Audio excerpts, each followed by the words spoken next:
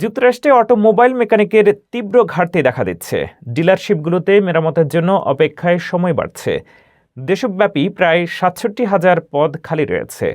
স্থানীয় ডিলারশিপ ও কারিগরি স্কুলগুলো নতুন প্রজন্মের দক্ষ মেকানিক তৈরি করছে, যা ঘাটতি কমাতে এবং গ্রাহক সেবা উন্নত করতে সহায়ক হবে।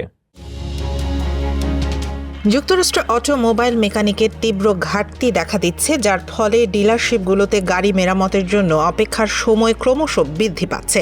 বিশেষ করে উত্তর মিশিগান ও অন্যান্য অঞ্চলে এই সমস্যা বিশেষভাবে লক্ষ্য করা যাচ্ছে। নতুন ও আধুনিক গাড়িগুলোর প্রযুক্তি ক্রমশ জটিল হচ্ছে, ফলে দক্ষ মেকানিকের প্রয়োজন দিন দিন বেড়েই চলেছে।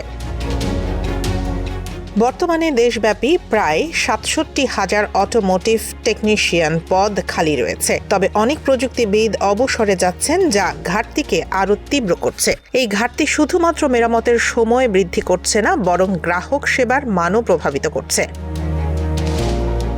স্থানীয় ডিলারশিপ ও কারিগরি স্কুলগুলো একত্রিত হয়ে নতুন প্রজন্মের মেকানিক তৈরি করার উদ্যোগ নিয়েছে। তারা শিক্ষার্থীদের আধুনিক যানবাহনের প্রযুক্তি, ইলেকট্রনিক সিস্টেম এবং নিরাপত্তা প্রোটোকল শেখাচ্ছে। এ ধরনের উদ্যোগ শুধু ঘাটতি কমাবে না, বরং কর্মসংস্থানের সুযোগও বাড়াবে।